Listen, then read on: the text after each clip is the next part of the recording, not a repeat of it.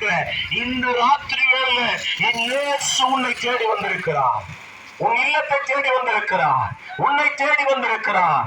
உன்னை நேசிக்கிற இயேசு ஒருவர் இருக்கிறார். உன் வாழ்க்கையை மாற்ற இயேசு ஒருவர் இருக்கிறார். உன்னை அலங்கரிக்க இயேசு ஒருத்தர் இருக்கிறாரு.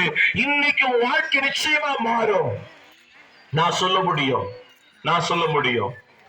இயேசு ஒரு மனுஷனுடைய வாழ்க்கை ஒரு தரமா தான் முக்கியம், திறமை ஞானம் தான் முக்கியம், தன்னுடைய பலம் தான் முக்கியம் என்ற வாழ்ந்த ஒரு மனுஷன்.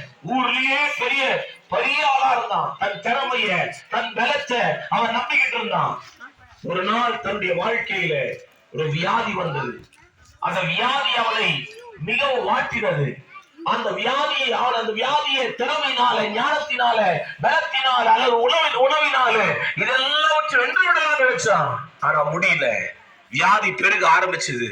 வியாதி பெருக பொழுது அவனை விட்டு எல்லா உறவுகளும் பிரிய ஆரம்பிச்சது.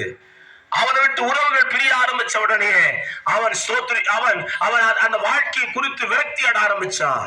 தன்னுடைய குடும்பமும் அவனை தனிமைப்படுத்த ஆரம்பிச்சது. தன் வாழ்க்கை நிம்மதி இழந்தான், சந்தோஷத்தை இழந்தான், மகிழ்ச்சி இழந்தான்.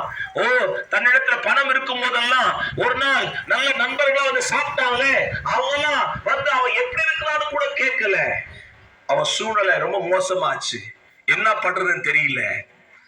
அப்போ அவன் வீட்டுல படுத்துக்கிட்டு இருக்கும் போது இந்த மாதிரி தெருவுல இயேசுவை பற்றி சொன்ன ஒரு வார்த்தை அவன் காதல் வந்து கேட்குது. இயேசு உன்னை நேசிக்கிறார். இயேசு உன் மேல் அன்பு கூறுகிறார். உன் படுக்கையை இயேசு மாற்றுகிறார். உன் வியாதியை இயேசு குணமாக்குகிறார். இன்றைக்கு இயேசுவை நீ இருக்கிறது விசுவாசித்தா உனக்கு ஒரு அற்புதம் நடக்கும்னு அந்த மகனுடைய காதல் அந்த வார்த்தை போய் கேட்க படுத்துக்கிட்டு இருந்தாவன் தட்டு தடுமாறி எழுந்திருக்க முடியாது.